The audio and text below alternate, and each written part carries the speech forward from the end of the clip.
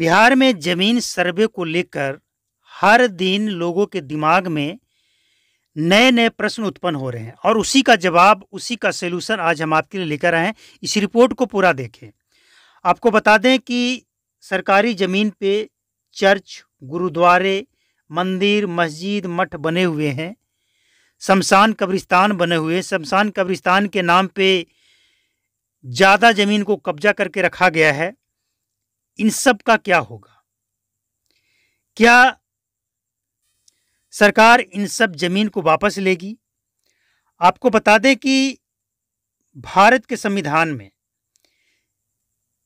जो ज़मीन, सरकारी ज़मीन पे मंदिर अगर बना हो या मस्जिद बना हो, चर्च, गुरुद्वारे कुछ भी बने हो, और सरकार को अगर ज़रूरत पड़ती है, कोई ऐसी योजना अगर सरकार लेकर आई है और उस योजना के बीच में अगर वो मंदिर, मस्जिद, चर्च, गुरुद्वारे कुछ भी आ रहे हैं, तो सरकार के पास ये अधिकार होता है कि उसे तोड़कर हटा दिया जाए और जो उस संस्था को, उस मंदिर मस्जिद को देखने वाले लोग हैं, चलाने वाले लोग हैं, वो जहाँ कहेंगे उन्हें वो मंदिर बनाकर दिया जा सकता है विरोध करने के बाद।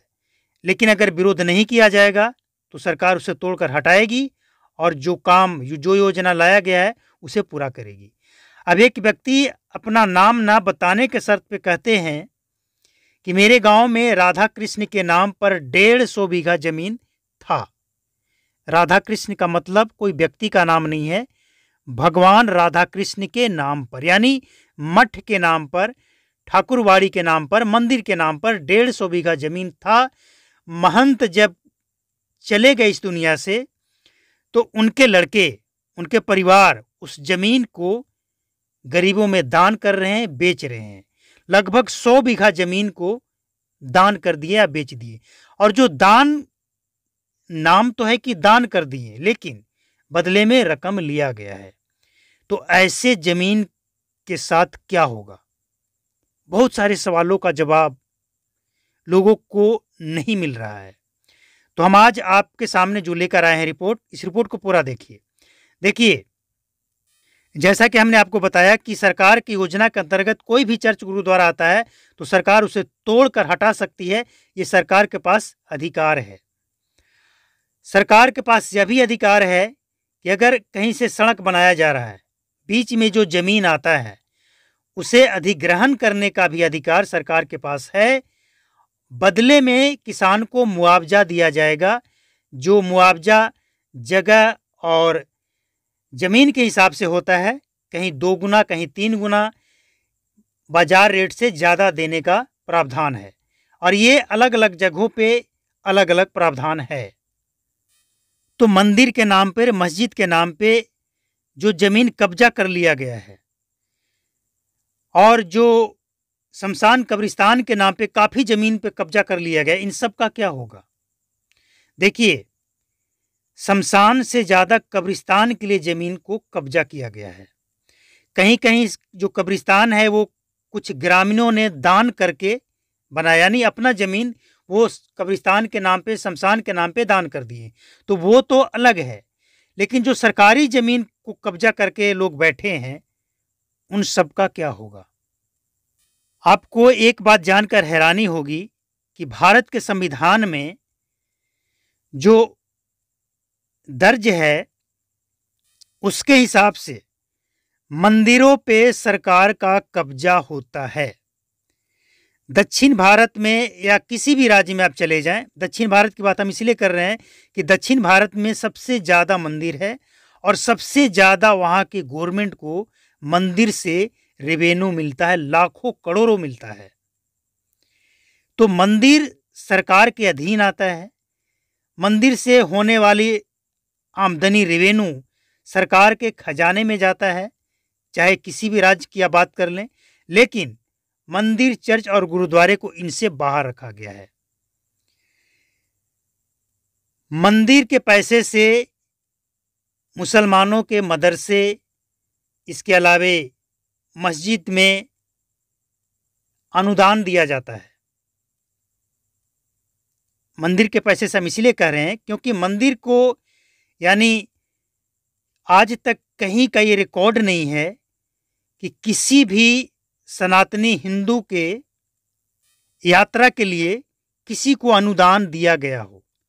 लेकिन भारत में हज करने के लिए मुसलमानों को अनुदान दिया जाता है, यानी मंदिर से पैसा लेकर एक तरफ से लिया जाता है, दूसरी तरफ दान दिया जाता है। अब सबसे बड़ा जो जवाब है वो आपको सुनना जरूरी है। देखिए, जितने भी सरकारी जमीन पे कब्जा है, चाहे वो शमशान हो, कब्रिस्तान हो, मंदिर हो, मस्जिद हो, चर्च हो, गुरुद्वारा हो, यही सब कुछ अपडेट करने के लिए सरकार ने ये सर्वे करने का निर्णय लिया है।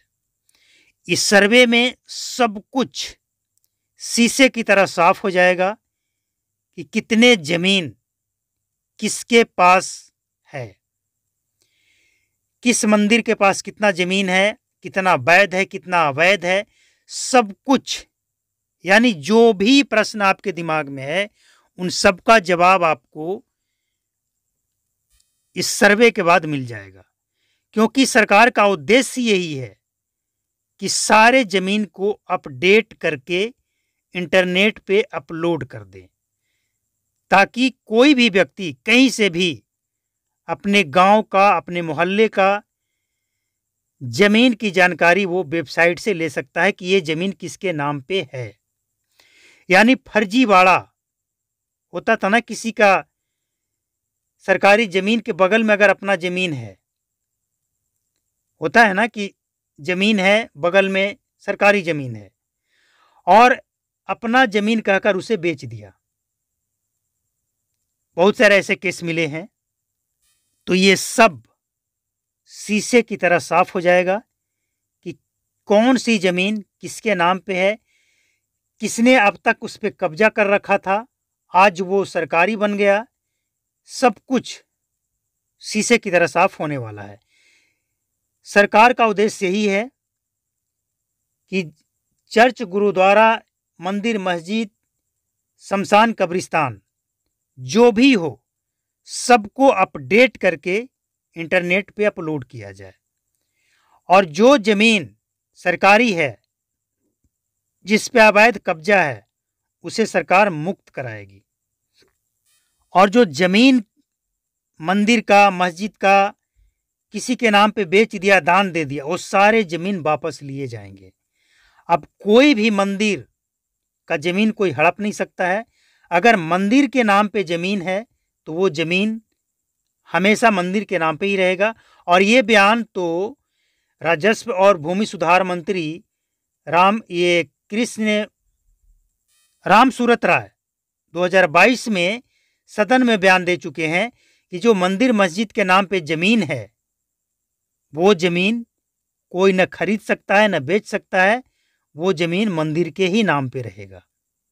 ये उन्होंने 2022 में स्पष्ट कर दिया है। देखिए, ये जो कुछ भी जमीन सर्वे को लेकर लोगों के दिमाग में सवाल है, इस सारे सवालों का जवाब आपको मिल जाएगा जब आप चैनल को सब्सक्राइब करके बेल आइकन को प्रेस करके और नोटिफिकेशन को ऑल पे सेट करके बैठे रहेंगे। क्योंकि जो भी अपडेट आएगा, सारी अपडेट आपको हम देते रहेंगे। अब आज हमने जो आपको बताया कि सरकार का उद्देश्य यह है कि चाहे वो किसी भी तरह का मंदिर, मस्जिद, चर्च, गुरुद्वारा कुछ भी हो, अवैध कब्जा से मुक्ति दिलाना है।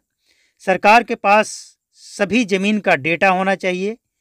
और ये जमीन सर्वे का उद्देश्य यही है कि नया रिकॉर्ड एक सरकार के पास हो कि कौन जमीन किसका है, और वो इंटरनेट पे अपलोड हो। और इसके साथ साथ जमीन से जुड़ी हुई जो लड़ाई झगड़े, केस, मुकदमे हैं, उसको खत्म करने का भी एक प्रयास है ये। उम्मीद है आपके सवालों का जवाब मिल गया होगा। और अगर आपके मन में सवाल है तो आप कमेंट करें। अगले अपडेट में हम आपको सब कुछ क्लियर करते रहेंगे। नमस्कार, जय हिंद, थैंक यू। चैनल को सब्सक्राइब करके बेल आइकन को प्रेस कर लें। वीडियो अच्छा लगा हो तो लाइक करें, शेयर करें। नमस्कार, जय हिंद, थैंक यू। बिहार में जमीन सर्वे को लेकर हर दिन लोगों के दिमाग में नए नए प्रश्न उत्पन्न हो रहे हैं, और उसी का जवाब, उसी का सलूशन आज हम आपके लिए लेकर आए हैं। इस रिपोर्ट को पूरा देखें। आपको बता दें कि सरकारी ज़मीन पे चर्च, गुरुद्वारे, मंदिर